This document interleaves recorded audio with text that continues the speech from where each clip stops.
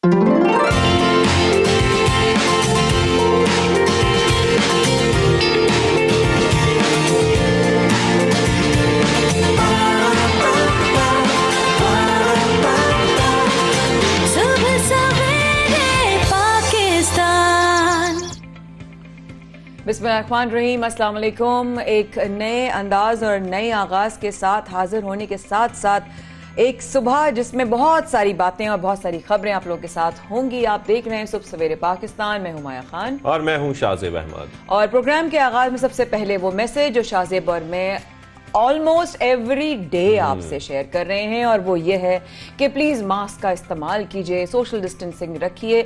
ये सिर्फ एक पब्लिक सर्विस मैसेज नहीं है, ये हमारी इंडिविजुअल होने की हैसियत से हमारी जिम्मेदारी है। और ये हम रोज बताते तो हैं, लेकिन आज खास तौर पर इस पर ध्यान इसलिए दिया जा रहा है और इस पर एम्फसाइज इसलिए हम कर रहे हैं क्योंकि अब केसेस में इजाफा हो रहा है, शरह में इजाफा हो रहा है, मुस्बत केसेस बढ़ते जा रहे हैं। खासतौर पर कराची की अगर बात करें, लाहौर की बात करें, तो आप लोग जहां पर भी हैं पाकिस्तान के जिस मर्जी शहर में, मास्क का इस्तेमाल करें, बाकायदगी से हाथ धोएं, आप हुजूम में जाने से इज्तनाब करें, कोशिश करें कि घरों में रहें। अगर जरूरी काम है, जाहिर बात है जब आपको दफातर जाना है वो तो जाना है, स्कूल आजकल बंद है, लेकिन जब आप हम देखते हैं कि फजूल में लोग मुख्तलिफ इज्तिमात में जा रहे होते हैं, मुख्तलिफ ऐसी जगहों पर जा रहे होते हैं जहां बड़े बड़े हुजूम होते हैं, वहां पर जाने से इज्तनाब करें। बाजारों में कोशिश करें अगर आपको जाना भी है तो मास्क का इस्तेमाल जरूर करें। हम एटलीस्ट इतनी एहतियात तो कर सकते हैं, इतना एहतियात कर सकते हैं। मैं ख्याल इतना भी कर सकते हैं जहां कि अपनी जान के ऊपर जब बात आती है शाहजेब, तो हम लोग को थोड़ा और जिम्मेदार होना चाहिए। हम हाथ तो धो लें, हम बाहर से आते हैं हाथ नहीं धोते, वही हाथ लेकर हम जाके पानी भी पी लेते हैं, फिर हम खाना भी खा लेते हैं, हम लोगों से हाथ भी मिला लेते हैं।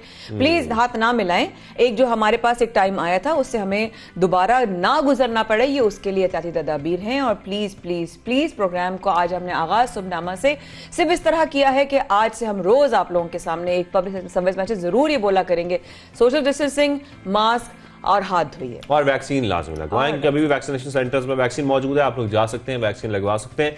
जो लोग रह गए हैं, अब आप लोग के पास ये ऑप्शन है अभी भी कि आप लोग जाकर वैक्सीन लगवा सकते हैं। तो ये तो बात हो गई कोविड की, और इसी में हम जैसे कि देख रहे हैं कि अब जो बैरून मुमालिक से आने वाले मुसाफिर हैं उनके लिए एयर ट्रैवल पॉलिसी तब्दील कर दी गई है। और इसके हवाले से बैरून मुल्क से आने वाले मुसाफिरों के लिए जो है ट्रैवल पॉलिसी तब्दील जो की गई है उसमें है कि जिसके मुताबिक कैटेगरी सी और बी को खत्म करने का बाकायदा जो है वो शाहजेब इनिशिएटिव लिया जा रहा है। यानी कि ये कहा जा सकता है कि अब पाबंदी जो लगी थी कोविड की वजह से उसमें नरमी की जा रही है एक तरह से, कि अब तमाम जो एयरलाइंस हैं वो ट्रैवल कर सकते हैं, जो मुसाफिर हैं वो बेसिकली ट्रैवल कर सकते हैं, पाकिस्तान आ सकते हैं, चाहे वो गैर मुल्की है या पाकिस्तानी है, लेकिन वैक्सीन शुदा ना, वैक्सीन तो लाजमी है ना। मतलब ये ना कोने में से कोई निकल जाए, मतलब ऐसा नहीं करनी, अब तो नरमी कर दी हमने, सुन लिया था। तो वैक्सीन बहुत जरूरी है। और बोर्डिंग से 48 घंटे पहले आपने अपना पीसीआर टेस्ट भी कराना है, जो कि मनफी आना जरूरी है, और वो अगर आपका मनफी आ गया और आप वैक्सीनेटेड हैं तो आप ट्रैवल कर सकते हैं पाकिस्तान के लिए। तो ये नई ट्रैवल पॉलिसी है जो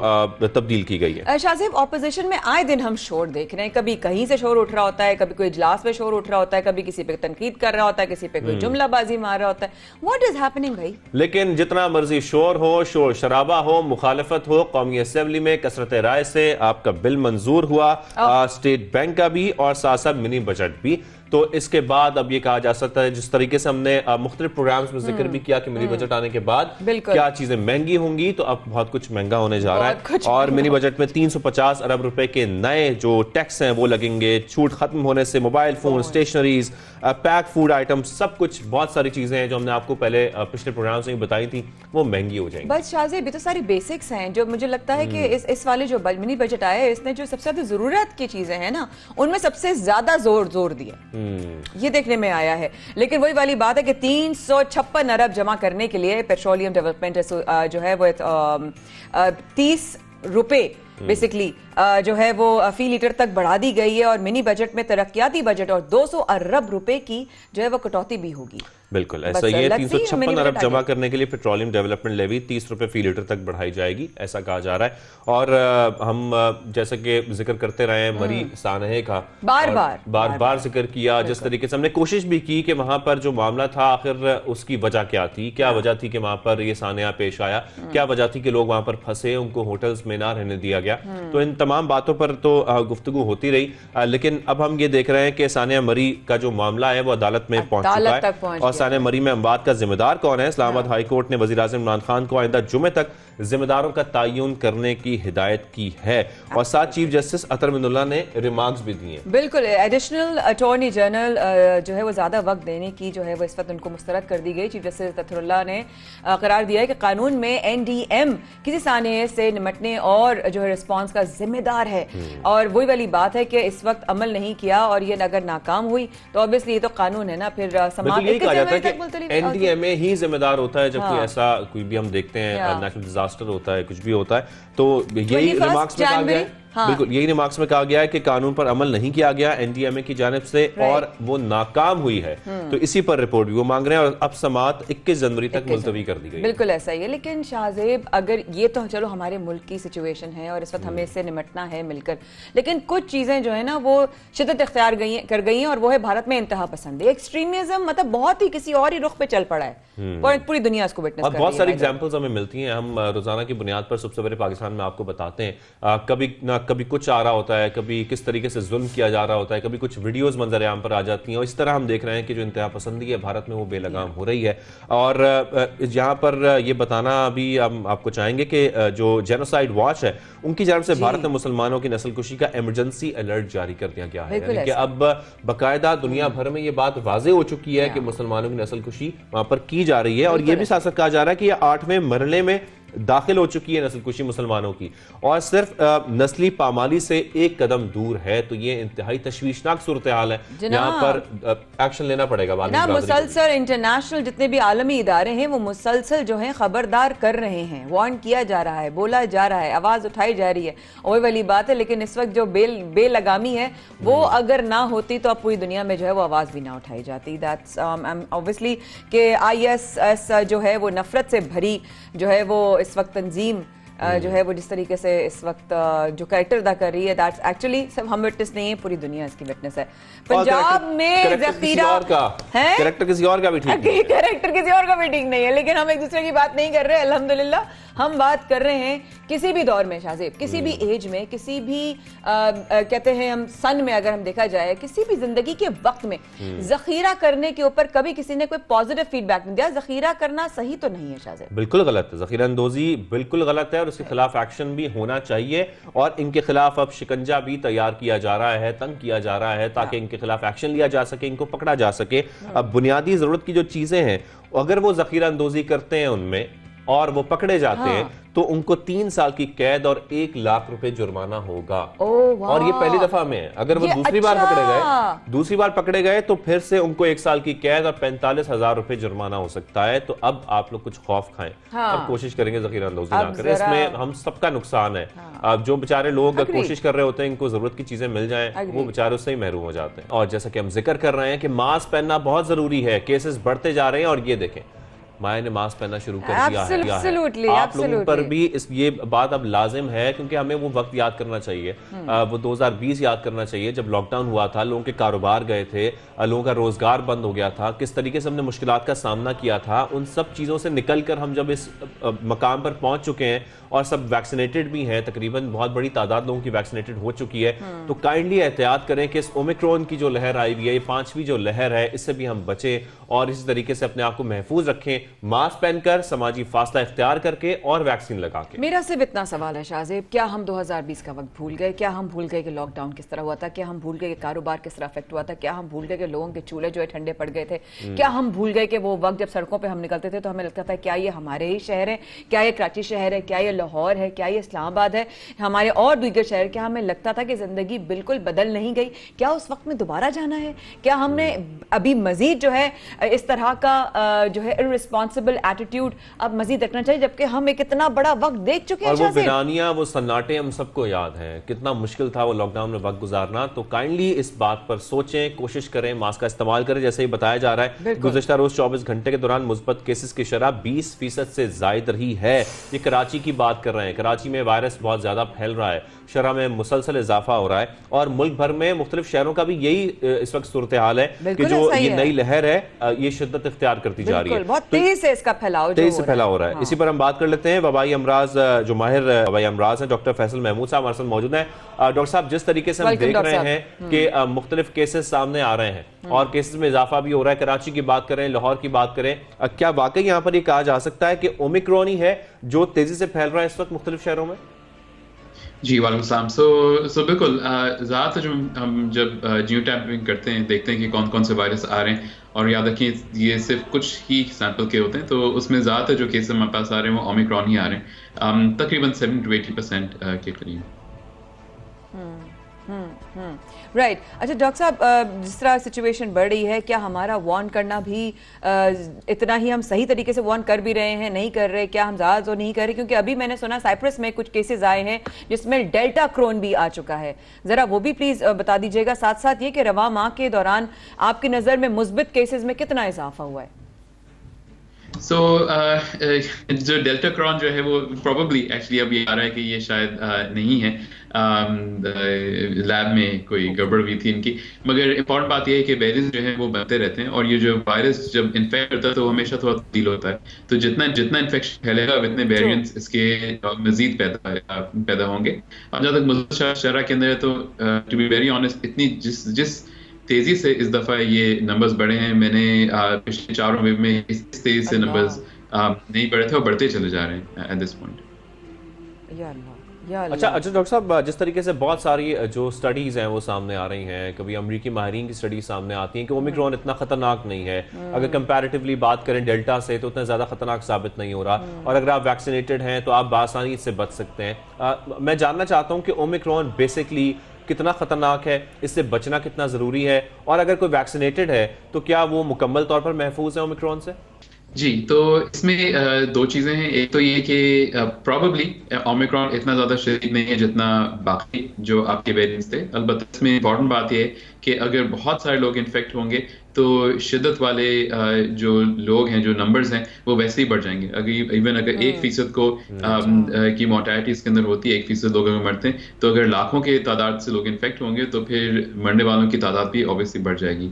दूसरी, वैक्सीनेशन की जब बात करें तो याद रखिए जी, और जब वैक्सीनेशन की बात करें तो याद रखें ज़्यादातर जो वैक्सीनेशन जो यूएस में भी है वो हमारी फाइजर मोडर्ना से भी है। उसके साथ तुमको लगता है कि शायद हमारी शिद्दत कम होती ज़रूर है, जो यहाँ पे वैक्सीन लगी हैं उसके अंदर इतना भी तहकीक कभी आई नहीं है। तो इम्पोर्टेंट बात यह है कि बस एहतियात करें। आई थिंक एहतियात करेंगे, मास्क पहने रहेंगे तो इसी से हम बच जाएंगे। That's the only possible way. Absolutely. अच्छा डॉक्टर साहब, वो वाली बात है कि लापरवाही एक बहुत बड़ा जो है वो कैरेक्टर अदा करती है किसी भी सिचुएशन में, चाहे हम इमोशंस को लें या बीमारियों को लें, सिचुएशन को लें। तो क्या आवाम के दिलों से कोरोना का डर ख़त्म हो गया है? Have they started taking it very lightly because seems that they have forgotten what 2020 was?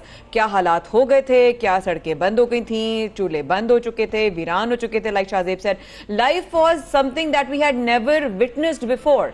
तो क्या लोगों के अंदर से डर खत्म हो गया डॉक्टर साहब? So I think थोड़ा सा little bit of mixture, थोड़ा सा obviously उस पर तो ज़्यादा डर था, हमको ये वायरस करता क्या है ये वाला। इसके साथ साथ हमारी जो अपनी अंडरस्टैंडिंग है वायरस के बारे में वो थोड़ी सी तब्दील भी है। इस वजह से आपने देखा होगा कि हमारी गाइडलाइंस भी चेंज होती रहती हैं। मगर इसके साथ साथ ये भी है कि सबसे इम्पोर्टेंट बात ये है कि अब हमको बचने का तरीका थोड़ा सा आ गया। हमारे पास वैक्सीन आ गई, हमको पता है मास्क हेल्प करती है। पहले वेव में हम अगर आपको याद पड़ता है, मास्क इतना नहीं पहन रहे थे। मगर ये ज़रूर है कि लोग एंड मुझे लगता है कि लोगों ने थोड़ा सा ये अपने दिल पे बात रख ली है कि ये बहुत माइल्ड केस है तो हमको कुछ करने की जरूरत नहीं। मगर भूलें मत कि जिनको वैक्सीन नहीं लगी, जिनके अंदर और मसले मसाले हैं, जो बूढ़े हैं, वो अभी तक बहुत वनरेबल हैं और उनको बचाना हमारी जिम्मेदारी है। अच्छा डॉक्टर साहब, हम ये भी देख रहे हैं जब ये सर्द मौसम है तो बहुत ज़्यादा वायरल इन्फेक्शंस भी होते हैं, फ्लू का बहुत आम होना हम देखते हैं, साथ थ्रोट इन्फेक्शंस हम भी बहुत कॉमन हो जाते हैं, खासतौर पर बच्चों में भी, बड़ों में भी। आपको लगता है कि मैं मतलब ये भी जानना चाह रहा हूँ साथ कि ओमिक्रॉन हो या ये वायरल इन्फेक्शन है, कोई फ्लू है या दीगर चीज़ें हैं, तो हम इसको कैसे आइडेंटिफाई करें कि उसके बाद हम कहें कि नहीं यार ये वाकई ओमिक्रॉन ही है, हम जाकर टेस्ट करवा लें? तो क्या अलामात हैं, क्या सिम्टम्स हैं जो हमें ये वाजे करती हैं चीज़ें कि ये ओमिक्रॉन है या ये कोविड है और ये नॉर्मली हमारे वायरल इन्फेक्शंस हैं? तो आई विश हमारे पास कोई ऐसा सिम्टम होता है। याद रखें कोविड भी वायरस ही है, एंड अभी जो हम केसेस देख रहे हैं उसमें काफी लोगों को नजला, गले में दर्द हो रहा होता है, और इस वजह से उनको लगता है कि ये शायद कोविड नहीं हो, दूसरे लोगों को फैला रहे होते हैं। सो अगर आपको इवन अगर नजला हो, गला खराब हो, अगर बुखार ना भी हो रहा हो, टेस्ट स्मेल ना भी जा रहा हो, जिस्म में दर्द नहीं भी हो, तो बेहतर है टेस्ट करा लें। उससे एटलीस्ट 2 फायदे होंगे। एक तो आपके घर वाले से आप थोड़ा से उनको बचा सकते हैं, ये फैलेगा नहीं, और फिर तो तसल्ली भी होती है कि भाई कोविड है या नहीं है। हाँ, वेरी वेल, ये बात की आपने कि कुछ अगर आपको हो भी रहा है, आपको डाउट भी हो रहा है, चले जैसे हम लोग थोड़ा सा भी खांस रहे डॉक्टर साहब, तो डर इतना हो गया है कि वो एक मजाक भी बन गया है ना, कि वो डर गए, अरे खांसी हो रही है तो मैं खुदा खांसा कोरोना ना हो, लेकिन टेस्ट करा दो। टेस्ट कराने में कोई मजायका नहीं। डॉक्टर साहब, एक जो अपील है आवाम से आप करना चाहें, कोई बात या मशवरा या कोई ऐसे प्रिकॉशनरी मेजर्स जो आप चाहें कि बहुत ही ज़्यादा यूजफुल हो, बिकॉज कराची में, सिंध में बहुत तेज़ी से जो है वो कोविड और कोरोना केसेस बढ़ रहे हैं। जी डॉक्टर साहब। सो अगेन वही चीज़ें, सबसे इम्पोर्टेंट चीज़ कि प्लीज़ मास्क का इस्तेमाल करें। इम्पोर्टेंट बात मास्क की ये है कि ये सिर्फ काफ़ी नहीं कि आपने अपने ये कानों में लटका लिया है, इसको ऊपर नाक और मुंह को कवर करना बहुत ज़रूरी है। अक्सर लोगों में देखा है कि वो मास्क नीचे करके बातें कर रहे होते हैं, which is the most dangerous time जब ये वायरस फैलता है। दूसरी चीज़ ये कि हजूम वाली जगहों पे प्लीज़ ना जाएं। आई नो आजकल कुछ फेस्टिवल्स भी हो रहे हैं, दावतें भी हो रही हैं, शादियां भी हो रही हैं, तो स्पेशली अगर आप उन लोगों में शामिल हैं जिनकी क़ुव्वत मुदाफ़ियत कम है, जिनको वैक्सीनेशन नहीं लगी, या घर में ऐसे लोग हैं जो बहुत वनरेबल हैं, तो प्लीज़ अवॉइड करें ऐसी जगहों पे जाना। एंड देन ऑब्वियसली वैक्सीनेशन, अपनी दोनों वैक्सीन लगा लें। अगर आप प्रेग्नेंट हैं तो डेफिनेटली वैक्सीन लगा लें। अपनी बूस्टर्स लगा लें अगर आप वो लगा सकते हैं तो। Thank you so much. Doctor Faisal Mahmood हमारे साथ थे, माहिर वबाई अमराज, और उन्होंने बहुत अच्छी बात की। Please please please please vaccination लगाएं, शाज़ेब बार बार कह रहे हैं मास्क लगाएं, और प्लीज़ जो है मास्क को नीचे मत रखें, ये भी एक ज़रूरी चीज़ है, मास्क को पहनने के लिए होता है। So thank you so much doctor साहब। अच्छा, लोग मास्क जो ना वो नाक पर पहन रहे होते हैं, गर्दन पे पहन रहे होते हैं, तो कोशिश ये करनी है कि नाक और मुंह पर रखें। बेसिकली आपने यहीं से बचना है, और यही वो 2 जरिए हैं जहाँ से आपका जो वायरस है वो आपको इन्फेक्ट कर सकता है। तो खैर डॉक्टर साहब ने अब तफसीलन बताया हमें इस वेरिएंट के बारे में और किस तरीके से हमें बचना है। खैर हमें मालूम तो है किस तरीके से बचना है, लेकिन ये जानना ही बहुत जरूरी है कि अब ये कितना खतरनाक साबित हो रहा है, और हमें एक बार फिर रिमाइंडर देना बहुत जरूरी है आप सबको कि हम सबको एहतियात वैसे ही करनी है। लेकिन एहतियात तो हम कर लेंगे, लेकिन महंगाई से एहतियात कैसे होगी, उधर से कैसे बचेंगे, कोरोना से तो बच जाएंगे, महंगाई से कैसे बचेंगे। आए दिन जो है वो कीमतों पे इजाफे की जो खबर आती रहती है, उस पर इंसान से ये सोचता है कि मेरा बजट बिल्कुल आउट हो चुका है। शाज़ेब, हम लोग ये सोचते हैं माशाल्लाह माशाल्लाह, you know he will be getting married very soon, and then obviously जब एक घर इंसान होता है, जिम्मेदारियां होती हैं, इंसान सोचता है कि भाई मैंने अपनी जिंदगी स्टार्ट करनी है, जिनके बच्चे हैं ऑलरेडी, जिनके घर में बुजुर्ग हैं, क्योंकि कितने लोगों की कफालत लोगों ने करनी होती है, एक एक इंसान पूरा घर चला रहा होता है। शाज़ेब, हुकूमत के इस तरह की मतलब महंगाई वाली सिचुएशन में, जहां मुल्क में महंगाई का राज है, कैसे सर्वाइव करेगा ये काम? बिल्कुल सर्वाइवल बहुत मुश्किल हो जाता है। जो अशिया जरूरियां हैं वो जब महंगी हो जाएंगी, और तमाम ऐसी चीजें जो आपके घर में आना बहुत जरूरी है, जिससे आपका पूरा घर चलता है, तो यकीनी तौर पर आपका जो घर का बजट है वो आउट होगा। और जिस तरीके से हमने ये देखा था कि जो मुनाफाखोर हैं उनकी वजह से ही महंगाई पे काबू नहीं पाया जा रहा, और दूसरी जानिब हम ये भी आपको खबर दी थी कि चंद रोज कबल लाहौर में प्राइस कंट्रोल मजिस्ट्रेट्स को तैनात किया गया था, और छापा मारकर इजाफी नर्ख वसूल करने वालों के खिलाफ एक्शन कर सके, ताकि वो इसलिए ये तैनात किए गए थे। लेकिन क्या उनको तैनात करने के बाद कोई बेहतरी आई है? क्या प्राइस कंट्रोल हो सकी है? क्या जो अब लोग बाजारों में जा रहे हैं तो जो सरकारी निर्ख हैं उस पर अमल किया जा रहा है या नहीं किया जा रहा? बिल्कुल, ये सब कुछ जानना बहुत जरूरी है, और इसको जानने के लिए हमारे साथ हमारे नुमाइंदे मां गए, उन्होंने वहां क्या देखा और क्या रिपोर्ट की, आइए आपको दिखाते हैं। जी बिल्कुल, अशिया खुर्दनोश की कीमतों में दिन ब दिन इजाफा होता जा रहा है। हर बदलते दिन के साथ कीमतें भी बदलती जा रही है। आवाम परेशान नजर आती है। दालों से लेकर सब्जियों तक और फलों से लेकर खुश्क मेवाजात तक हर चीज़ की कीमत जो है वो आसमान के साथ बातें कर रही हैं। आज हम जाएंगे लाहौर के बाज़ारों में और जानेंगे आवाम से कि क्या ये महंगाई किसी हुकूमती पॉलिसी की वजह से है या हुकूमती रेट लिस्ट पर अमल ना होने की वजह से ये महंगाई है। तो चलिए पूछते हैं आवाम के साथ। पिछले साल से इस साल में तो बहुत ज़्यादा फ़र्क पड़ गया है प्राइस का। ये जो बादाम पहले था 1000 रुपये किलो, अब 1600 मिल रहा है। जो भी रेट हुकूमत डिसाइड करती है उस पर कोई भी चीज़ फ़रोख्त नहीं हो रही, चाहे वो ग्रोसरी का आइटम हो, चाहे सब्ज़ी हो, कोई भी आइटम है। महंगाई अब ज़्यादा है, सर्वाइव करना बहुत मुश्किल हो गया। और ये सब हुकूमत की नाक़िस पॉलिसियों की वजह से। महंगाई की जो जड़ें हैं ये तो बहुत आगे तक हैं, IMF के मतलब कि उस पर ये करती है डिपेंड, लेकिन इसके साथ जो बाकी लोग हैं जो ज़ख़ीरा अंदोज़ हैं वो उससे फ़ायदा उठा रहे हैं ना। चेक एंड बैलेंस नहीं है, लेकिन जैसे अभी आप यहाँ से जो चीज़ ले रहे हैं वो आपको डिफरेंट रेट मिलेगा, बाहर निकल जाएंगे डिफरेंट रेट मिलेगा। लाहौर के बाज़ारों की सूरत हाल भी आपने जानी और आहो बका करते हुए आवाम की भी सुनी, जिनकी हुकूमत से अपील थी कि बढ़ती हुई महंगाई को काबू किया जाए और कोई मौसर हिकमत अमली बनाई जाए ताकि हुकूमती रेट लिस्ट पर अमल करवाया जा सके। कैमरामैन ताहिर खोकर के साथ ज़ीशान चिश्ती, 922 न्यूज़, लाहौर।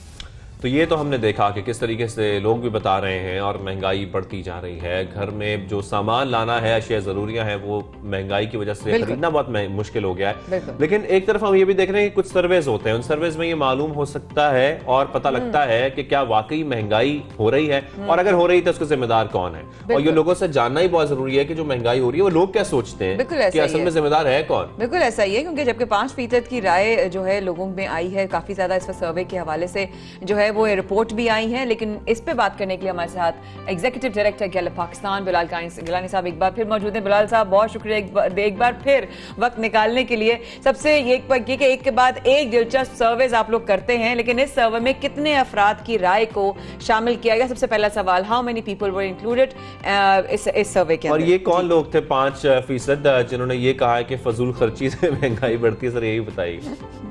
जी बहुत शुक्रिया, थैंक यू सो मच। तो जो हमारे जनरली सर्वेज हैं वो स्टेटिस्टिकल बुनियादों पर पूरे पाकिस्तान से लोग चुने जाते हैं। इस सर्वे में तकरीबन 1700 अफराद ने शमूलियत इख्तियार की, और ये अफराद जैसे पाकिस्तान में सेंसस की शरह में जिस तनासुब में लोग पाए जाते हैं, शहरी लोग भी और देहाती लोग भी, चारों सूबों की नुमाइंदगी मौजूद थी। तकरीबन 120 डिस्ट्रिक्ट से लोग इसमें शामिल हुए, मर्द और ख्वातीन भी थे, अमीर और गरीब लोग भी थे।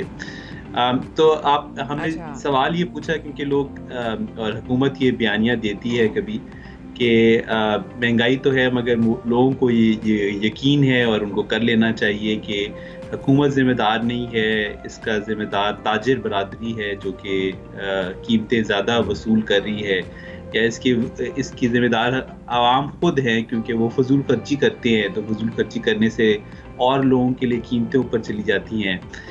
तो हमने जब लोगों से सवाल किया तो उनके ख्याल से सबसे बड़ी जिम्मेदारी हुकूमत पे ही नाफिज होती है, क्योंकि उनकी वजह से मुल्क में महंगाई हो रही है, उनकी नाकामी की वजह से महंगाई हो रही है। 68% यानी तकरीबन 10 में से 7 पाकिस्तानियों का ये ख्याल है कि हुकूमत इस मुसीबत की जिम्मेदार ठहराई जाती है। तो अवाम ने तो बिलाल साहब, लेकिन आपके ऊपर इस महंगाई का क्या असर हुआ है? जरा अगर आप सबके आप बिलाल भाई का घरेलू बजट जानना चाह रही हैं? बिल्कुल मैं जानना चाहूंगी। बिल्कुल, आई थिंक महंगाई का जो सबसे बड़ा अलमिया है वो ये कि महंगाई गरीब तरीन अफराद के ऊपर सबसे भारी पड़ती है। जो पाकिस्तान में तकरीबन 30 से 40% अफराद ऐसे हैं जो कि गुर्बत की शरह से थोड़ा से ऊपर या थोड़े से नीचे हैं।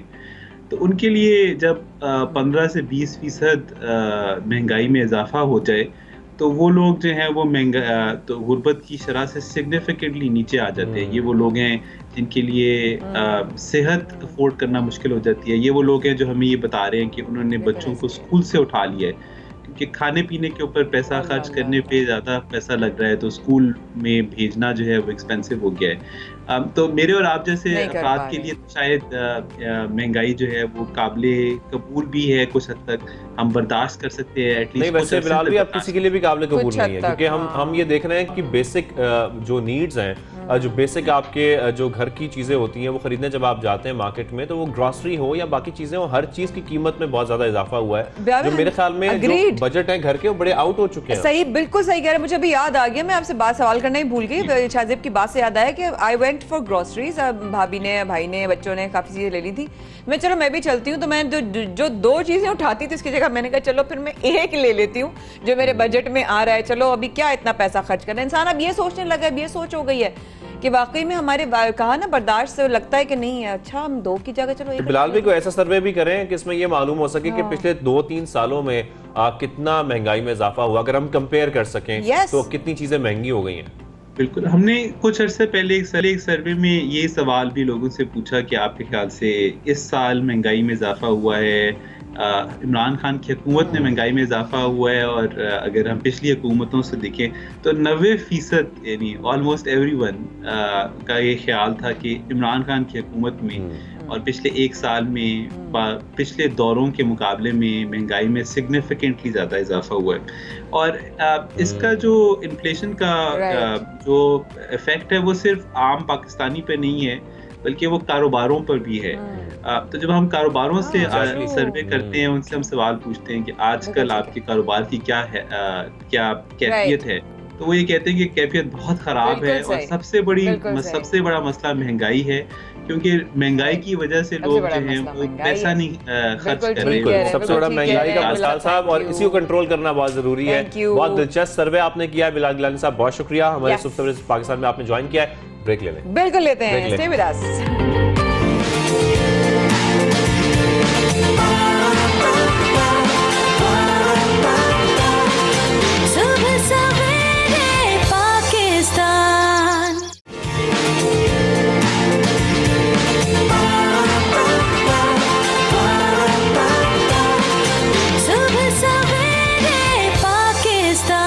और अगले सेगमेंट में हम बात करेंगे पाकिस्तान स्टॉक एक्सचेंज की। हम पूरे हफ्ते की जो हम देखते हैं रिपोर्ट रही है वो क्या रही है, स्टॉक मार्केट पर क्या असरअंदाज हुआ, क्या चीज़ें असरअंदाज हुई, किस तरीके से रवा हफ्ते की सूरत हाल रही स्टॉक मार्केट की। उतार चढ़ाव का सिलसिला भी हम देखते हैं, कभी बढ़ता है कभी कम होता है। 100 इंडेक्स 45,700 पॉइंट्स की सतह पर आया, और इस तरह हम देख रहे हैं कि आज कारोबारी हफ्ते के आखिरी रोज मार्केट में क्या सूरत हाल है, वही सूरत हाल जानने के लिए जो हमारे नुमाइंदे 92 न्यूज़ के हमारे साथ मौजूद है शराज अहमद। शराज, बताइएगा उतार चढ़ाव कैसा रहा स्टॉक मार्केट में इस हफ्ते?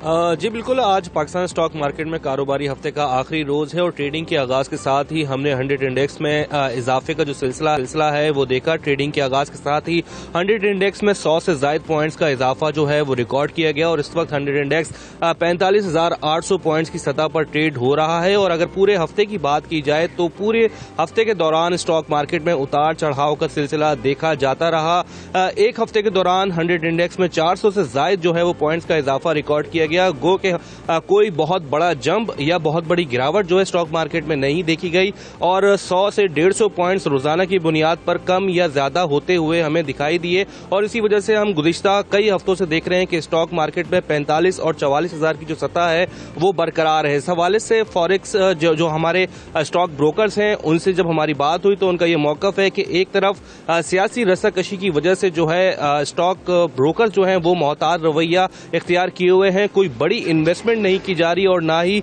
कोई बड़ी फरोख्त देखी जा रही है मार्केट में। और इसी वजह से गुज़िश्ता कई हफ्तों से स्टॉक मार्केट में उतार चढ़ाव का जो सिलसिला है वो देखा जा रहा है। दूसरी जानिब एक तरफ स्टेट बैंक की जानिब से मॉनेटरी पॉलिसी का ऐलान होना है, तो दूसरी जानिब फॉरेक्स रिजर्व्स को बेहतर बनाने के लिए और रुपए को मुस्तहकम करने के लिए भी स्टेट बैंक की जानिब से कुछ सख्त इकदाम भी किए गए थे, और ये तमाम तर इकदाम जो हैं वो पाकिस्तान स्टॉक मार्केट पर मुस्बत असरात दिखा रहे हैं, क्योंकि गुज़िश्ता कई माह से हम देख रहे थे कि डॉलर जूं बढ़ता जा रहा था, इन्वेस्टमेंट उससे मुतासिर हो रही थी, जबकि सरमायाकारों का जो एतमाद था वो बहाल नहीं हो रहा था, और इसी वजह से स्टॉक मार्केट में शेयर्स की जो फरोख्त है उसमें मुसलसल तेजी देखी जा रही थी, और स्टॉक मार्केट रोजाना की बुनियाद पर जो है गिरावट का शिकार हो रहा था। ताहम गुज़िश्ता कई हफ्तों से हम देख रहे हैं कि जहां सियासी रस्साकशी में कमी आई है, कल फाइनेंस बिल भी जो है वो अप्रूव हो गया है नेशनल असेंबली में, जिसके बाद से कुछ चीजें जो हैं वो आइंदा हफ्तों में आने के लिए क्लियर हो चुकी हैं, और इस हवाले से स्टॉक ब्रोकर्स और स्टॉक माहिरीन इसको काफी ज्यादा मुस्बत करार दे रहे हैं, और यही बताया जा रहा है कि आने वाले कुछ दिनों में स्टॉक मार्केट्स में बेहतरी देखी जा सकती है। मुख्तलिफ शोबों में जो है वो इन्वेस्टमेंट के जो जरिए हैं वो बढ़ सकते हैं। सेक्टर्स की अगर बात की जाए तो petroleum sectors, banking sectors, food and beverages, तमाम तर सेक्टर्स में जो है शेयर्स की कीमत है उनमें इजाफा देखा गया, और तवक्को यही है कि आइंदा आने वाले हफ्तों में भी स्टॉक मार्केट जो है उसमें इजाफे का सिलसिला देखा जा सकता है। जी ठीक है, शराज अहमद बहुत शुक्रिया, हमारे साथ मौजूद थे और तफसीलन इस पर हमें आगाह कर रहे थे। खैर हम आगे चलकर इस पर भी बात करते हैं, क्योंकि अब स्टॉक एक्सचेंज का, स्टॉक मार्केट का जिक्र हुआ है, तो जो फॉरेक्स डीलर्स हैं उन्होंने हुकूमत को एक पेशकश की है जिसका अब हम जिक्र करने जा रहे हैं। उस पेशकश में ये बताया जा रहा है कि हुकूमत बैंकों को बैरून मुल्क से तरसीलात ज़र लाने पर $6 फी डॉलर रिबेट देती है, और साथ ये भी कहा जा रहा है कि 100 इंटरनेशनल मनी ट्रांसफर कंपनियों के साथ एग्रीमेंट करने की इजाज़त दे तो वो सालाना $10 अरब मुल्क ला सकते हैं। तो इस तरह से हुकूमत से ये मुतालबा किया जा रहा है, और डॉलर की खरीदारी के हवाले से सख्त इकदाम से ब्लैक मार्केट मजबूत हो रहा है। ये तो हम देख रहे हैं, जब ब्लैक किया जाता है इस तरीके से तो ब्लैक मार्केट बहुत मजबूत होती जाती है। तो हम इसी पर बात कर लेते हैं। हमारे साथ मौजूद हैं x companies association of Pakistan के चेयरमैन मलिक मोहम्मद बोस्तान साहब। सर बहुत शुक्रिया, मैं आपने शो में ज्वाइन किया। सर सबसे पहले तो बताइएगा कि मनी एक्सचेंजर्स को किन चैलेंजेस का इस वक्त सामना है, और साथ में जो मुल्क पर इसके क्या असरात हैं जो मुरतब हो रहे हैं। देखो जी, इस वक्त सबसे ज़्यादा जो मुश्किलात हैं वो एक्सचेंज कंपनी को दरपेश हैं, और इसी वजह से हमने प्राइम मिनिस्टर साहब को लेटर भी लिखा था कि हमें अगर जिस तरह बैंकों को फैसिलिटेट किया जा रहा है, उनको रिबेट दिए जा रहा है, तो हम $10 अरब लाने की सलाहियत रखते हैं। और मैं आपको बताता चलूँ, गुज़श्ता 2005 से लेकर 2022-17 साल में एक्सचेंज कंपनी $35 अरब हुकूमत पाकिस्तान को विदाउट एनी चार्जेस फराम किए, फ्री ऑफ कास्ट। और जबकि ये बैंकों के ज़रिए अगर आते तो हुकूमत को $6 फी डॉलर के हिसाब से 210 अरब देने पड़ते। तो हमने हुकूमत को कहा कि हमने PTI दौर में इमरान खान साहब ने हमें बुलाया था 2018 में, हमने अब तक $13 अरब दिए और $4 अरब सालाना लेके आ रहे हैं। हमें $6 अगर बैंकों की तरह रिबेट दिया जाए तो हम $10 अरब लाने की सलाहियत रखते हैं। इस पर प्राइम मिनिस्टर साहब ने, उनके सेक्रेटरी साहब का मुझे फ़ोन आया और उन्होंने कहा जी आप शौकत तरीन साहब से और गवर्नर स्टेट बैंक से अपने प्रपोजल पेश करें। तो हमारी गुज़श्ता हफ्ते जो मीटिंग हुई थी हमने ये चीज़ें बताई, तो उसका उन्होंने कहा कि हम बिल्कुल, शौकत तरीन साहब ने वादा किया इस पर वर्किंग कर रहे हैं। तो इंशाल्लाह जो बैंकों को शेयर मिलता है आपको भी मिलेगा। तो ये अगर हो जाता है तो मैं समझता हूँ, वो कहते हैं घर की मुर्गी दाल बराबर।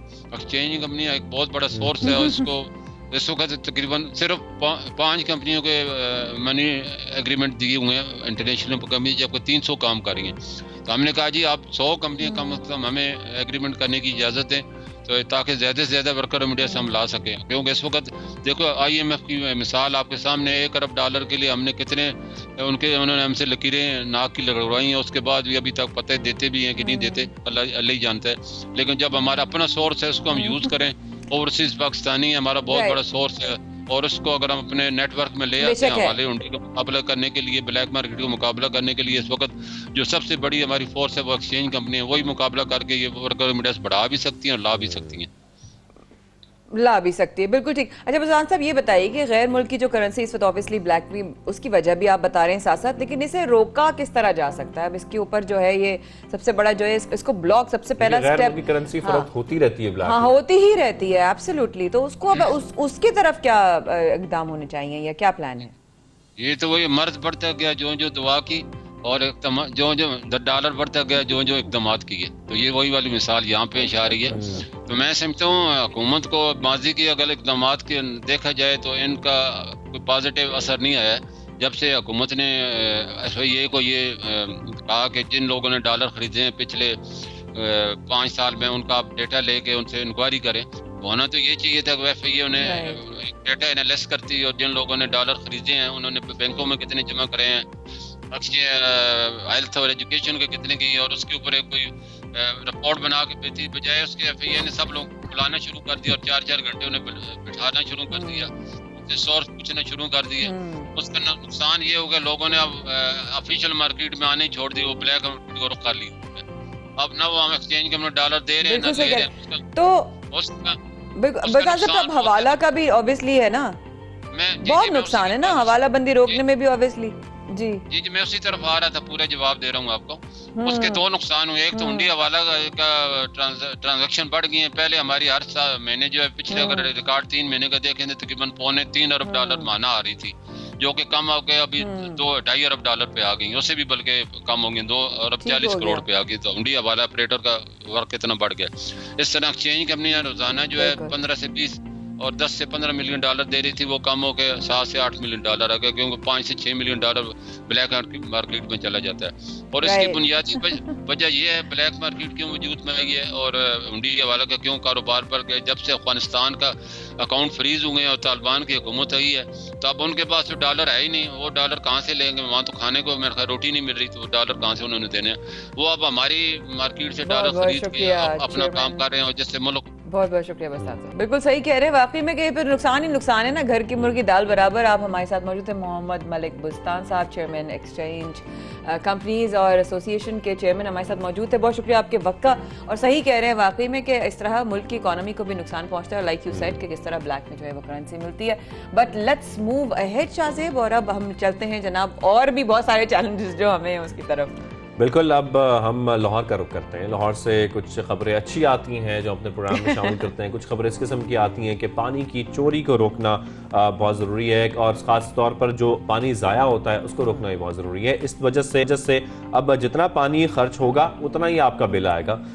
ऐसी खबर आ रही है, इसलिए अब आप लोगों ने पानी इस्तेमाल करने में बहुत एहतियात करनी है, कोशिश करना है कि पानी ज़ाया ना हो। और पानी के मीटर लगाने के 2 साल पुराने मनसूबे को अब हतमी शक्ल दी जा रही है। साथ ये बताया जा रहा है कि जो मुआहदा है चीनी कंपनी के साथ वासा लाहौर का, वो तय पा गया है, और इस मंसूबे का बाकायदा आगाज कब से हो रहा है, किन चैलेंजेस का सामना है, ये तमाम सवालात हैं जो आज हम पूछेंगे अपने गेस्ट से, क्योंकि जाहिर बात है वैसे हम सबकी जिम्मेदारी है कि पानी को जाया ना होने दें। हम घरों पर भी खुले पानी छोड़ देते हैं, पता होता है कि पानी आ रहा है, खासतौर पर लाहौर में पानी बहुत जाया किया जाता है, बहुत ज्यादा। कराची में शायद इस बात की कदर है थोड़ी सी, नहीं आई थिंक नहीं, ऐसा नहीं है शायद। पानी हम एज अ ह्यूमन बीइंग हमें नहीं है इसकी कदर इतनी, क्योंकि अभी हमारे पास है, लेकिन जहाँ नहीं है हमें अंदाजा नहीं है ये तकलीफों में लो, और आई थिंक इससे जरा वैल्यू भी और बढ़ेगी। तो इसी पर हम बात कर लेते हैं। एमडी वासा सैयद जाहिद अजीज साहब हमारे साथ मौजूद हैं। सर बहुत शुक्रिया, आपने हमें सबसे पहले पाकिस्तान में ज्वाइन किया है।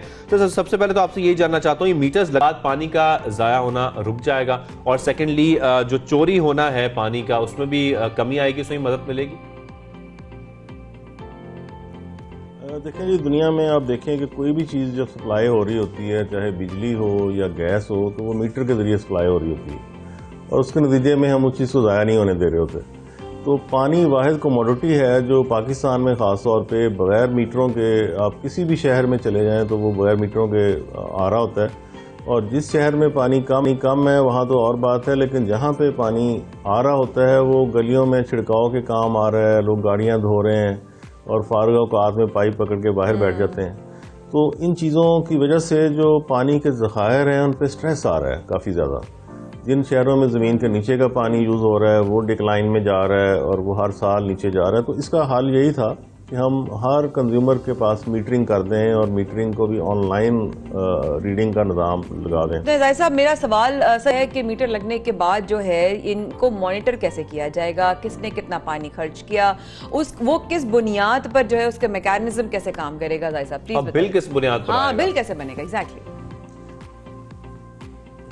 जी, इस वक्त जो मौजूदा टैरिफ है पानी का लाहौर में, वो गैलन्स की बुनियाद पे ही है कि कितने गैलन यूज़ होंगे उतना बिल आएगा। लेकिन चूँकि मीटर मौजूद नहीं थे तो हर घर में हमने एज्यूम कर लिया था कि जो 3 मरले का घर है वो 10,000 गैलन माहाना यूज़ करता है, तो उस बेस पे उसको बिल आ रहा था। इसी तरह से 5 मरले को हमने 12,500 गैलन के बुनियाद पे हर महीने बिल दे रहे थे। लेकिन अब जब मीटर लग जाएगा तो उसकी एक्चुअल रीडिंग हमारे पास आना शुरू हो जाएगी, और वो ऑनलाइन आएगी हमारे बिलिंग के निज़ाम में। तो जिसका घर भी साइज़ का है, हमने देखने हैं कि वो कितने गैलन यूज़ कर रहा है, जितने गैलन वो यूज़ करेगा उसी हिसाब से उसको बिल आएगा। और जो लोग कम पानी यूज़ करेंगे उनका बिल कम हो जाएगा, जो ज़्यादा ज़ाया कर रहे हैं उनका बिल बढ़ जाएगा। तो इससे एक जो यूनिफॉर्म बिल है और उसकी वजह से लोग पानी ज़ाया करते हैं, इसका खात्मा होगा। तो सर, मीटर सिस्टम पे अमल दरामद कराना कितना मुश्किल काम है शहरियों को खास तौर पर, और इसके साथ ये भी बताएगा कि जब ये फैसला अब सुनाया जा रहा है तो आवाम का रद्द-ए-अमल कैसा आ रहा है इस पर, क्योंकि ये जानना बहुत ज़रूरी है कि जब ये मीटर्स लग जाएंगे तो उसके बाद क्या शहरी वाकई मोहतात हो जाएंगे पानी इस्तेमाल में? इसमें ये अच्छा सवाल है आपका। लाहौर में चूँकि हम एवरेज जो गैलन लोगों को चार्ज कर रहे हैं वो कुछ ज़्यादा है। जैसे मैंने बताया कि 5 मरले को 12,500 गैलन हम चार्ज कर रहे हैं, तो जब वो देखने में आया, जब मीटर लगता है तो वो 12,000 से कम पानी यूज़ करेंगे। बल्कि मेरा जो अपना घर है 10 मरले का है और उसमें बिल 17,000 गैलन आ रहा था, तो मैंने एक मीटर लगवाया तो उसका बिल आधा रह गया क्योंकि वो उतना यूज़ नहीं हो रहा था। तो पब्लिक में तो ये बिल्कुल एक्सेप्टेंस है और वो चाहते हैं कि हमारे घर मीटर लगे ताकि हमारा बिल कम हो और एवरेज जो ज़्यादा चार्ज हो रहा है वो उसे चार्ज ना हो।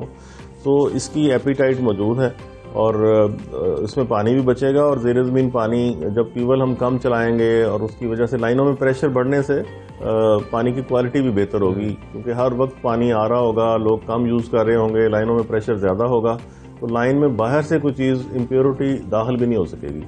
तो ये क्वालिटी भी अच्छी हो जाएगी, क्वांटिटी भी अच्छी हो जाएगी और लोगों को क्वालिटी भी अच्छी हो जाएगी।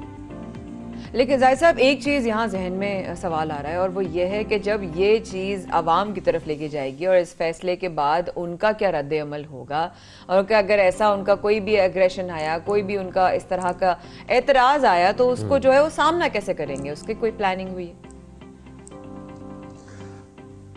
असल में गुड न्यूज़ ये है कि लाहौर में 24,000 मीटर पहले ही लगे हुए हैं घरों में, क्योंकि 7 लाख से ज़्यादा कंज्यूमर्स हैं। तो जो जिनके घर मीटर लगे हुए हैं वो काफ़ी मुतमईन हैं और हमें सिफारिशें आ रही होती हैं कि हमारे घर मीटर लगाएं ताकि हमारा बिल कुछ कम हो। तो ये एक लाहौर के केस में लोगों में मीटर लगाने के लिए एक्सेप्टेंस ज़्यादा है बाकी शहरों से, क्योंकि हमारा टैरिफ इस तरह का है कि एवरेज ज़्यादा चार्ज हो रही है और मीटर लगने से उनको फायदा होगा।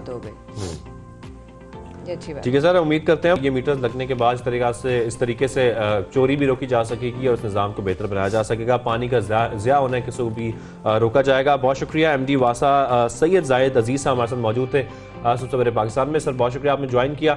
थोड़ी सी ब्रेक लेते हैं, ब्रेक के बाद दोबारा हाजिर होते हैं।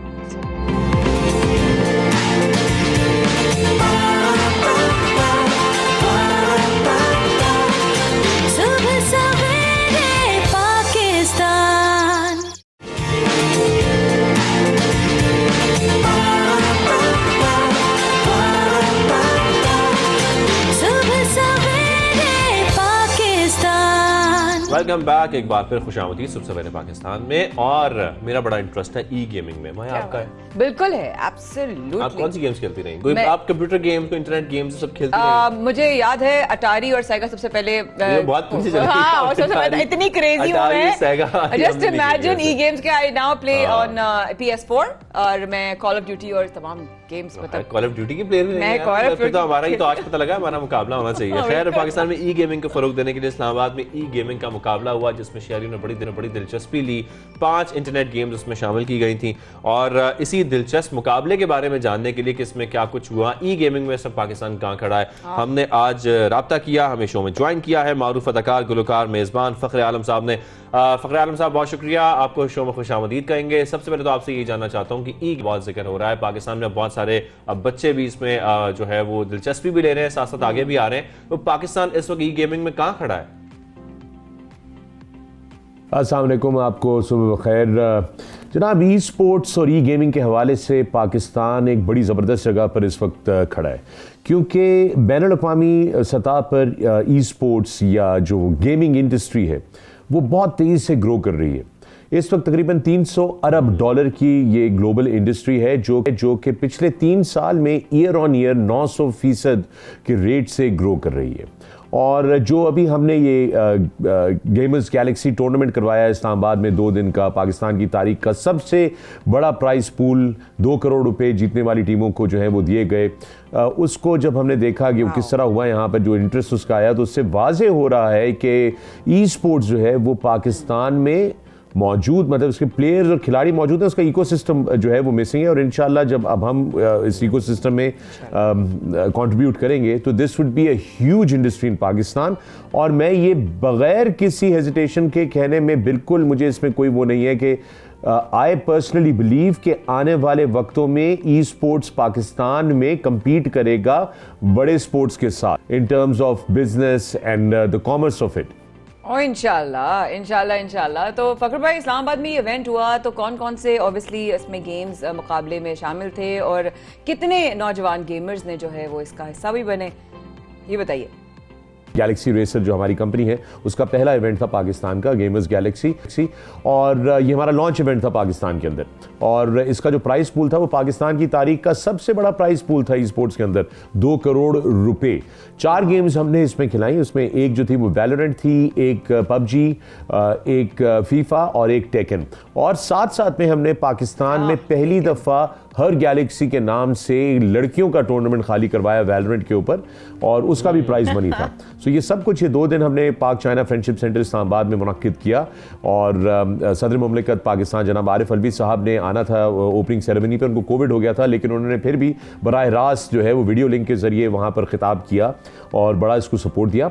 और तकरीबन 1 लाख जब हमने ये इवेंट अनाउंस किया था तो हमने पहले कहा था कि आप लोग ऑनलाइन क्वालिफायर्स खेलेंगे, तो हमारे पास कोई तकरीबन 1,16,000 या 17,000 रजिस्ट्रेशन ऑनलाइन जो हुई थी। 160,000 में से कुछ ड्रॉप आउट्स हुई थी चूँकि कंप्लीट रजिस्ट्रेशन नहीं थी। 1,16,000 में से फिर लड़कियों ने खेल के पूरे पाकिस्तान में से हमने शॉर्ट लिस्ट किया तकरीबन 140 प्लेयर्स, जिनको हमने फ्लाई आउट किया, उनको होटल में ठहराया, उनको यहाँ पर फिर लैंड लोकल एरिया नेटवर्क के ऊपर जो है उनको आमने सामने किया और उनको आपस में कम्पीट कराया। ये याद रहे कि जो अभी तक ई स्पोर्ट्स पाकिस्तान में हो रहे थे तो वो बड़े अच्छे टूर्नामेंट्स भी हुए हैं जो मैंने सुना है, मैंने देखे नहीं थे, बट एक बड़ी इंपॉर्टेंट चीज़ है जो हमारी गैलेक्सी रेसर की कोशिश है, और वो ये है कि ये जो ई स्पोर्ट्स और गेमर्स हैं इनको सुपरस्टार बनाया जाए, इनको बैनुल अक़वामी स्टार्स बनाया जाए। और पाकिस्तान में ऑलरेडी ऐसी जो है वो मिसालें मौजूद हैं। आपके पास अरसलान ऐश हैं जो कि टेकन के ग्लोबली जो है उनको रिकग्नाइज किया जाता है एज अ सुपरस्टार, इतने ज़बरदस्त प्लेयर हैं वो। इंटरनेशनल कॉम्पिटिशंस 12 बैनुल अक़वामी टाइटल जीता हुआ है वो नौजवान हमारा। उसके अलावा हमारे एक और जो लड़का है वैलोरेंट का, वो बड़ा ज़बरदस्त प्लेयर है मगर वो अमेरिका शिफ्ट हो गया, कराची की पैदाइश वाला, और वो अब बैनुल अक़वामी तौर पर रिकग्नाइज किया जाता है। तो गैलेक्सी रेसर पाकिस्तान का ये टूर्नामेंट कराने का और आने वाली चीजें जो हमने अब ऑर्गेनाइज करनी है उसमें मकसद ही है कि हम नए सुपरस्टार्स पैदा करें। और ये न्यू एज गेमिंग है, ये न्यू एज स्पोर्ट्स है, ये दिस इज द फ्यूचर। इसको डिनाई करना या इसको ना करना, do it at your own पैरो। बिल्कुल बिल्कुल सही कह रहे हैं आप फखर भाई कि ये न्यू एज गेमिंग है और दौर बदल रहा है, और जैसे कि आप कह रहे हैं कि ये बड़े स्पोर्ट्स के साथ अब compete करेगा ये मुकाबले जो हैं और जो ई गेमर्स हैं खास तौर पर। और हम देखते हैं कि अब दौर इस तरीके से बदल रहा है कि पहले तो वालिदैन गुस्सा करते थे बचपन में कि बच्चे क्यों गेम्स खेल रहे हैं, लेकिन अब ये बहुत बड़ी इंडस्ट्री बनने जा रही है। तो जिस तरीके के इवेंट अब कराए जा रहे हैं इस्लामाबाद में, इन इवेंट्स का कराना कितना जरूरी है फखर भाई? मैं तमाम वालिदैन को बस ये मशवरा दूंगा, गुजारिश करूंगा कि अपने बच्चों से बात करें। ये जेन जी है, ये मिलेनियल्स नहीं है, ये जनरेशन जी है। जब बचपन में ये बड़े हो रहे थे, जब ये बोल नहीं सकते थे, तो बहुत सारे वालिदैन ने अपने फ़ोन जो थे उनके सामने कार्टून लगा के रख देते थे। आपने इनको स्क्रीन पे इंगेज किया, हम सब ने, मतलब ये हमारी रिस्पॉन्सिबिलिटी है, मेरे भी बच्चे हैं वो भी इसी तरह इंगेज हुए स्क्रीन के अंदर।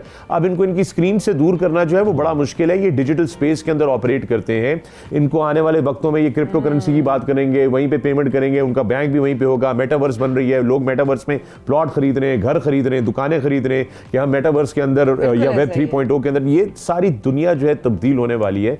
इस तब्दीली को समझिए, और मेरी गुजारिश है कि आप अपने बच्चों को, अगर उनकी गेमिंग के अंदर उनका कोई इंटरेस्ट है तो उनको सपोर्ट कीजिए। हाँ बिल्कुल, उनसे कहें बेटा पढ़ाई के ऊपर तवज्जो दें, उनकी फिजिकल एक्सरसाइज पे तवज्जो जरूर करवाएं, लेकिन अगर वो गेमिंग में सीरियस है तो उनको सपोर्ट करें, क्योंकि ये एक बहुत तेजी से बढ़ता हुआ जो है सेक्टर है, बहुत बड़ी इंडस्ट्री है, और इसके अंदर बहुत सी कामयाबियां आपके बच्चों को मिल सकती हैं। और इसमें याद रहे कि ये, चूंकि इसमें आपका मैन टू मैन या फिजिकल वो नहीं है कांटेक्ट, ये सारा वर्चुअल स्पेस के अंदर है, तो इसमें जो है ना वो बड़े कद वाले का और छोटे कद वाले का या गोरे का और किसी और एक देसी का आपस में मुकाबला जो है वो बिल्कुल कांटे का और बराबर का होता है। एंड देयरफॉर उनकी opportunity to shine more and to be able to the world बहुत ज्यादा इंक्रीज हो जाती है। तो आप प्लीज अपने बच्चों को समझें। एब्सोल्युटली फखर भाई, ये बताइएगा कि क्या कुछ ऐसा प्लान है कि पाकिस्तान के जो अच्छे गेमर्स हैं, जैसे कि आपने इतना जिक्र किया और इतने अच्छे गेमर्स के नाम बताए, उनको इंटरनेशनल इवेंट्स तक उनको लेके जा सके, उनको पहुंचा सके, उनको वो एक्सपोजर मिले जो एक्चुअली इसके वो हकदार भी हैं?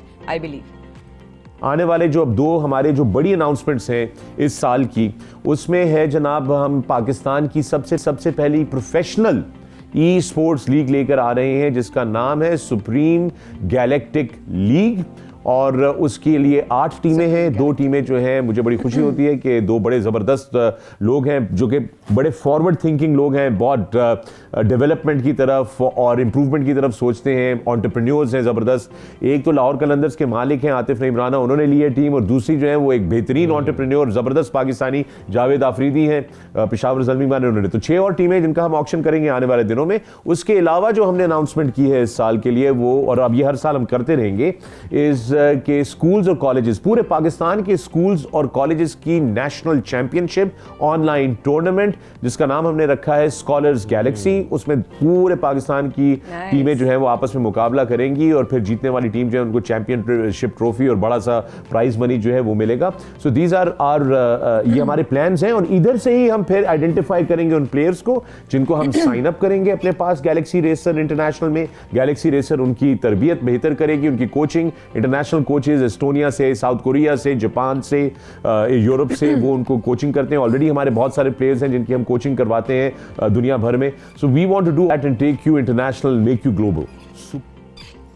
नहीं, वाकई फ़खर भाई ये प्लानिंग तो आप लोगों की बहुत अच्छी है, प्लान्स ही बहुत अच्छे हैं, और जिस तरीके से आप बता रहे हैं जो टीम्स खरीदी जा रही हैं ये तो बहुत अच्छा हो जाएगा। PSL की तरह अब ये टीम्स भी खरीदी जाएगी और एक तरह से इसको प्रमोशन मिलेगी ई गेमिंग को। सर ये भी बताएं कि किसी भी चीज़ को, वाकई रेवोल्यूशन है ये, कि किसी भी गेम को प्रमोट करने के लिए, इवन हम PSL की बात करें या हम ई गेमिंग की बात करें, स्पॉन्सर्स बहुत ज़रूरी होते हैं। सबसे पहले ज़हन में स्पॉन्सर्स आते हैं, तो स्पॉन्सर्स की कितनी ज़रूरत है ई गेमिंग में, और उसके लिए खासतौर पर क्या किया जा रहा है, और नौजवान गेमर्स को स्पॉन्सर कैसे किया जाएगा, कौन करेगा? जी बिल्कुल, स्पॉन्सर्स की बड़ी ज़रूरत होती है आपको ई गेमिंग के अंदर भी, जिस तरह हर स्पोर्ट्स में होती है। देखें, जहाँ जहाँ स्पॉन्सरशिप है वो स्पोर्ट जो है बड़ा थ्राइव करता है। आप देख लें पाकिस्तान में क्रिकेट के ऊपर जो है वो हर स्पॉन्सर की बड़ी तवज्जो होती है। हर स्पॉन्सर जो है चाहता है कि क्रिकेटर उनके इश्तिहार के अंदर हो। हर स्पॉन्सर चाहता है कि जब PSL हो या कोई सीरीज़ हो तो उस पर उनका बिल, वहाँ पर बाउंड्री पे बोर्ड लगा हो, उनके TV पे इश्तिहार आ रहे हो, उनके नाम का मैन ऑफ द मैच हो, मैन ऑफ द सीरीज़ हो, एक्सेट्रा एक्सेट्रा। उसी तरह इस खेल में भी स्पॉन्सर्स की जरूरत होती है। लेकिन हम एज गैलेक्सी रेसर अपने खिलाड़ियों में इन्वेस्ट करते हैं। अगर स्पॉन्सर ना हो तो हम उनके सारे अखराजात उठाते हैं, हम उनको तनख्वाह देते हैं, हम उनको ट्रेनिंग के लिए जो उनकी पैसों के खर्चे होते हैं वो हम उठाते हैं। जब हम उनको पाकिस्तान से या उनके जिस मुल्क से भी, जो दूसरे मुल्कों के भी हैं, उनको कहीं ट्रैवल कराते हैं तो उनका होटल का खर्चा, उनका ट्रैवलिंग का खर्चा, उनका खाना पीना, सारा कुछ जो है वो हम प्रोवाइड करते हैं। एंड ऑफ कोर्स फिर हम उनके पार्टनर बन जाते हैं उनकी इस सारी काविशों के अंदर।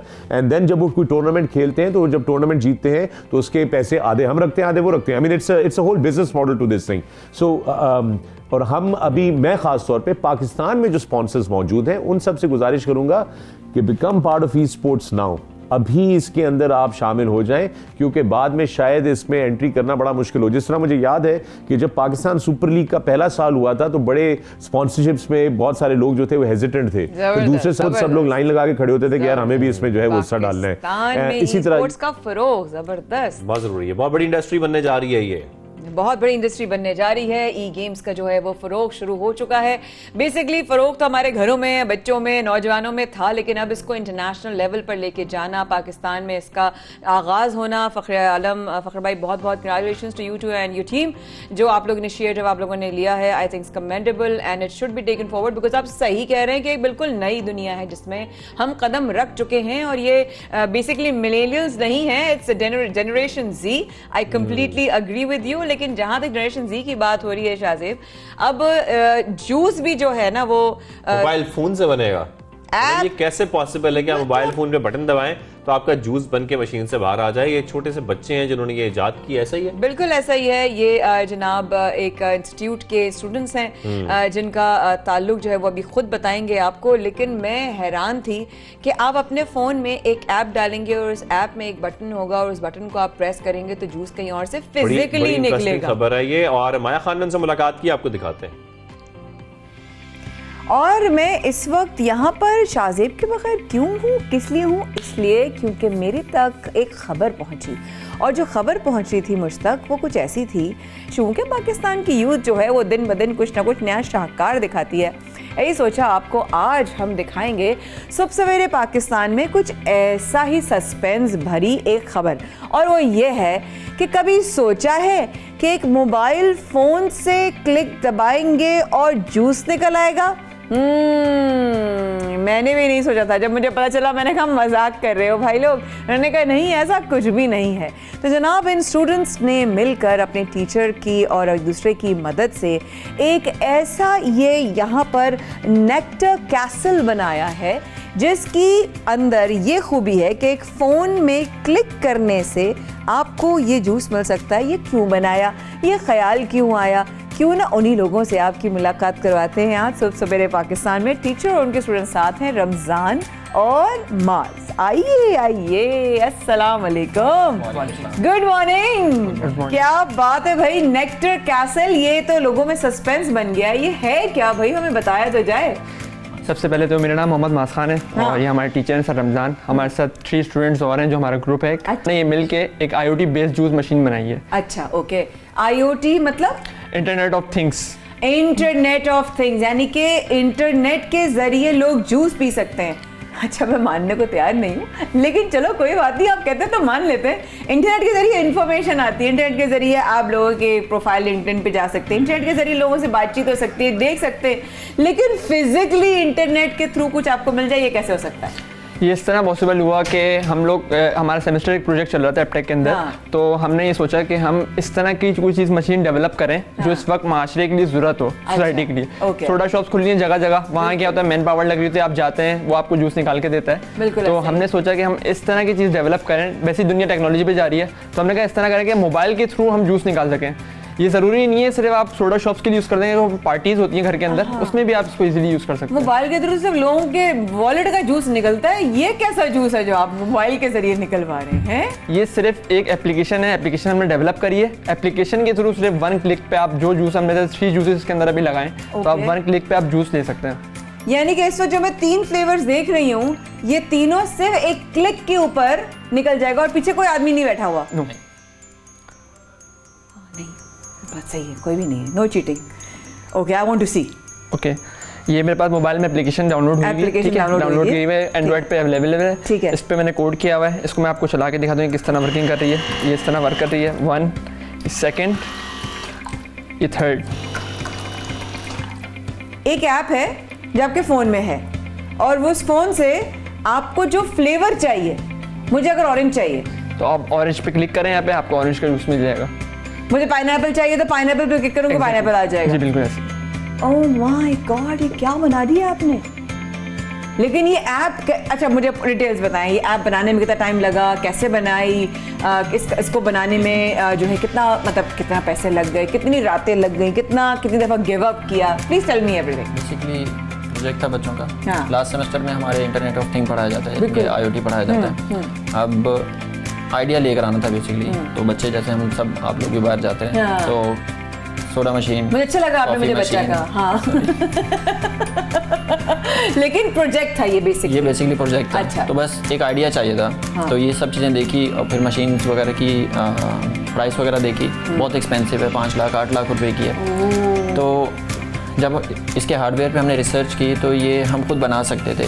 तो ये फ्रेम हमारा अपना बनाया हुआ है, इसके बाद कोड है, ये आपने खुद बनाया है? जी। वाव। और उसके बाद जो है इसके बैक एंड के ऊपर मशीनरी लगी हुई है, कार्ड्स हैं, बिल्कुल, पाउचेस लगे हुए हैं इसमें, ये वाले मोबाइल एप्लीकेशन से कनेक्टेड हैं, कुछ रिलेज वगैरह लगी हुई हैं। राइट। और प्रोग्रामिंग इसकी 2 तरीके से हो सकती है, एक पाइथन प्रोग्रामिंग लैंग्वेज और एक स्केच है। तो बेसिकली अभी तक हमने इनिशियल स्टेप लिया वो स्केच प्रोग्रामिंग से लिया हुआ है। ओके। तो लगभग 3-4 महीने लगे हैं इसको बनाने के लिए, और अराउंड 40,000 इस पर हमारा एक्सपेंस आ चुका है। 40-50 हज़ार लग गया। और तकरीबन कितने महीने लग गए?